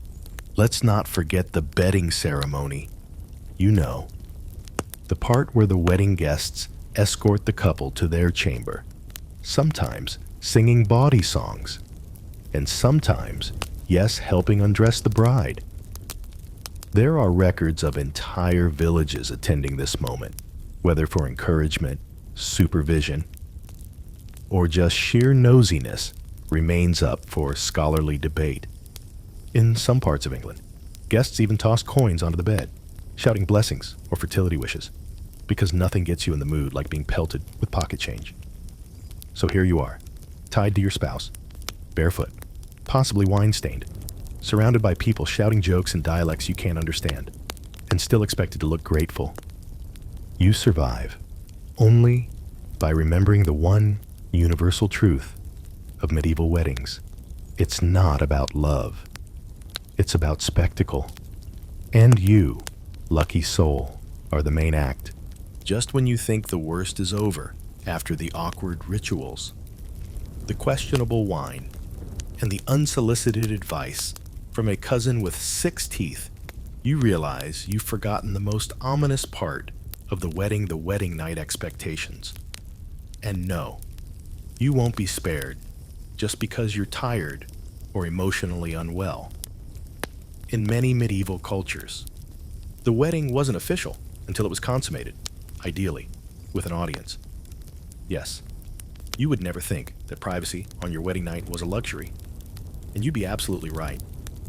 Let's start with the public bedding ceremony, which we teased earlier. It wasn't always symbolic. In several European regions, guests accompanied the bride and groom to the bedchamber, sometimes placing them in bed themselves, sometimes lingering just long enough to ensure some movement. There are documented cases in German courts where the marriage was declared null and void if no one could verify that the couple had done the deed. Historians still argue whether these reports were exaggerated for legal convenience, but the mood they leave behind is anything but romantic. In medieval France, it was customary for the priest to bless the marriage bed. Sounds sweet, until you realize the bed was often in a shared home, surrounded by paper-thin walls, or no walls at all. The concept of a honeymoon suite was laughable. You'd be lucky to get a straw mattress that didn't squeak like a tortured duck. And if you thought wedding night anxiety was a modern issue, try performing under pressure while your in-laws wait outside with wine and commentary. Norse culture, ever the overachiever in awkward rituals, sometimes included symbolic sword ceremonies. The groom might plunge a sword into the bride's bedpost, an act meant to show virility, strength, and the deeply uncomfortable blending of martial metaphors with intimacy. Some say the sword stood in for a pagan god's blessing. Others say it was a convenient excuse for stabbing something that wasn't your new wife. Meanwhile, in India's ancient customs, particularly among Rajput nobility, the wedding night involved not passion, but ritual fasting and prayer. The couple was expected to abstain from intimacy for days, sometimes weeks, to cleanse their bodies and souls. You may think that's thoughtful, but imagine being 17, wearing 70 pounds of jewelry, and being told to sleep upright on a ceremonial cot while priests chant about karma and rebirth. That's not marriage, it's a sleep-deprived existential crisis. Let's also not forget the medical implications. In medieval England, if the bride was suspected of not being a virgin, or worse, if she didn't bleed, scandal erupted. Cloths were often inspected. Yes, actual pieces of linen were displayed to prove purity. It's the only time in history when blood-stained laundry was cause for celebration. Fringe historians still debate whether these bloody sheets were always real, or whether mothers-in-law just kept emergency supplies for dramatic effect. And just when you think this night can't get any more uncomfortable, enter the concept of marriage debt in many Christian cultures. Husbands and wives were religiously obligated to satisfy each other's needs. Yes, as in needs. Failure to do so wasn't just rude, it was sinful. You could be summoned by church courts for not being enthusiastic enough. Somewhere between penance and pillow talk lies a very confused theology student taking notes. So there you lie, exhausted, maybe bruised, in a room that smells faintly of onions and fear, with your new spouse staring back just as wide-eyed. You thought marriage would bring peace, security, maybe even affection. Instead, it brings damp linens, nosy neighbors, and an awkward story passed down for generations. Congratulations. You are now truly wed. Morning comes, and with it, the next chapter of matrimonial joy, surviving the in-laws, ancient edition. You might think modern family politics are complex, but medieval households had an entirely different game board, one where the stakes were land, cows, and divine judgment. You would never think that your new mother-in-law could legally control your food, clothes, and where you slept. But here we are, in many parts of medieval Europe. Newlyweds didn't start a life in a cozy private cottage. No, they moved straight into the groom's family home, a home he often shared with his parents, siblings, cousins, goats, and the ghost of someone's great uncle. This wasn't just a living arrangement. It was a social hierarchy. The bride came in at the bottom, just above the animals. In fact, if she didn't milk the cow on time, the cow was probably considered more useful. In Scandinavia, the bride was expected to serve her husband's parents immediately, not symbolically, literally. Cooking, cleaning, and yes, even foot washing rituals weren't uncommon. This was supposed to prove humility and readiness for the role of wife. Historians still argue whether these tasks were enforced as hard rules or encouraged through shame, which, let's face it, might be worse. Either way, if you were dreaming of a relaxing day after your wedding, too bad you're elbow deep in root vegetables by dawn. Things weren't better in other regions. In medieval China, Confucian law ensured that a daughter-in-law's obedience to her husband's mother took precedence over any personal preference. If your husband liked spicy soup and his mother didn't, guess who ate bland broth for the rest of her life? And if the family had a dowager grandmother, you were now serving two queens, neither of whom wore a crown, but both of whom had the power to ruin your year. The tension wasn't always unspoken. In parts of Eastern Europe, it was tradition for the bride and mother-in-law to engage in a ritual contest. Sometimes it was about strength, who could knead bread faster. Sometimes it was about wisdom, who could recite the most proverbs. But in most cases, it was about control. The winner got the symbolic keys to the pantry, the loser emotional scarring and probably kitchen duty forever. Let's not forget the glorious tradition of testing your fertility immediately. In numerous cultures, including medieval Islamic societies, a bride was expected to prove she could produce heirs as quickly as possible. The pressure wasn't subtle. In-laws might track menstrual cycles more carefully than a moon priest. If no child appeared after a year or even 6 months, gossip would bloom faster than wild onions in spring. Fringe scholars even claim that in some households, herbs were mixed into food to encourage fertility, though what those herbs actually did is still debated. And heaven help you if you were infertile. Divorce wasn't always allowed, but mistresses were, in noble courts across Persia and France. A woman who didn't produce an heir might find herself politely ignored at best, or completely replaced at worst. That beautiful wedding you endured, it becomes an embarrassing footnote. Your new job is smiling in public, while your replacement does the childbearing. Yay, legacy. And just when you think the worst is over, the gifts start rolling in. Not for you, for your mother-in-law. In some regions, particularly among nobility, the bride was expected to bring extra gifts to the groom's mother silk, spices, livestock as a thank you for allowing her to marry her precious son. It's like a subscription fee for your own marriage, payable in poultry. So here you are, married, exhausted, and suddenly a part-time servant in a home where everyone outranks you. No wonder the medieval marriage vow didn't include happily ever after. It couldn't even promise a hot meal. Just when you've scrubbed the last turnip, survived the family politics, and managed not to weep into your grain porridge. The wedding process throws you one final curveball superstition. Yes. After enduring ritual humiliation and in-law servitude. You now must tiptoe around a minefield of invisible taboos. You would never think that accidentally stepping over a chicken would doom your marriage. But here we are again, in medieval Ireland. It was believed that seeing a hare cross the road on your wedding day meant barrenness. Not bad luck, just a lifetime of quiet stares from Auntie Mabe and suspicious herbal teas.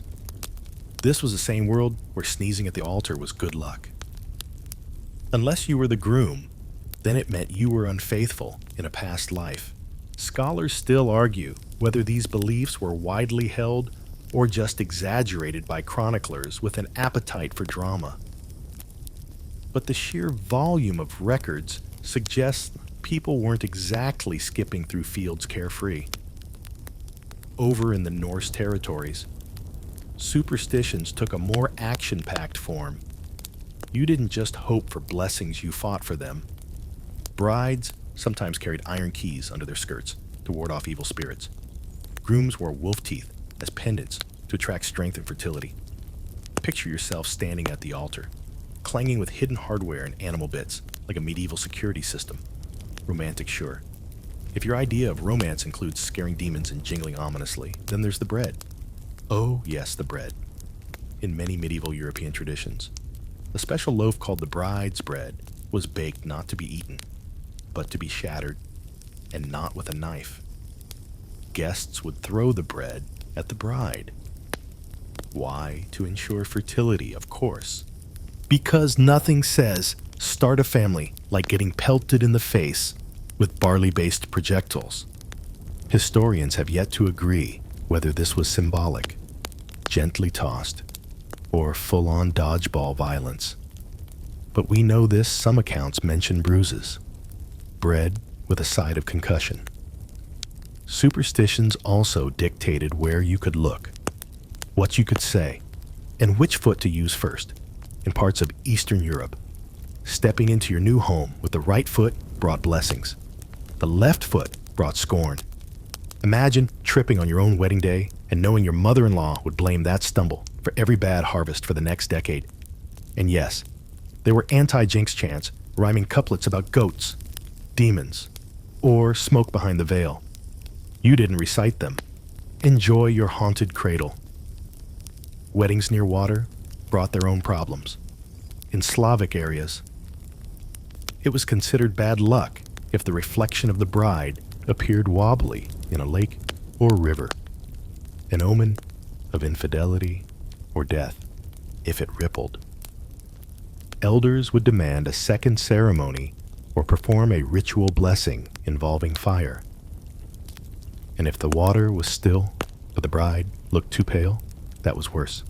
It meant your spirit had been stolen. The solution: drinking 3 sips of blessed ale while holding a frog. Yes, a frog, preferably alive. Let's not forget the clothes. Your veil could never touch the ground, or it would tie your womb to the dirt. No, your belt had to be unknotted only by your husband if a child did it. The marriage was considered spiritually void. And shoes, you'd best wear mismatched ones for luck, or else risk walking uneven into the union, a phrase both poetic and deeply unsettling. Some of these superstitions faded, others still echo faintly in modern customs. Throwing rice, for instance, evolved from ancient fertility rituals, but most of the medieval practices have mercifully been retired, preserved only in musty texts and the occasional Renaissance fair reenactment gone wildly off script. So if you're ever tempted to romanticize medieval weddings, remember the frog. Always remember the frog. And just when you thought it couldn't get more uncomfortable than being pelted with bread while holding a frog, we arrive at the glorious post-wedding rituals, because why stop the madness now? In the medieval world, saying I do was merely the opening act.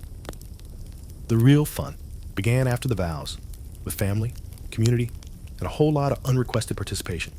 You see, in many parts of medieval Europe, especially rural England and Germany, the newlyweds weren't given privacy for the honeymoon. Oh no. They were escorted paraded to the bridal chamber by a conga line of friends, family, and overly curious neighbors, and sometimes livestock. What followed was something called bedding the couple, a ceremony where the happy pair were undressed by others, yes, really, tucked into bed like toddlers, and then serenaded with dirty songs. Historians still argue whether this ritual always included actual consummation or whether it was more symbolic. But either way, you're not getting sleep tonight. Meanwhile, in medieval France and Burgundy, a special drink called hippocras, a warm wine spiced with cinnamon and sugar, was delivered to the bedroom in ornate goblets, not by room service. Of course, by the in-laws, with a straight face.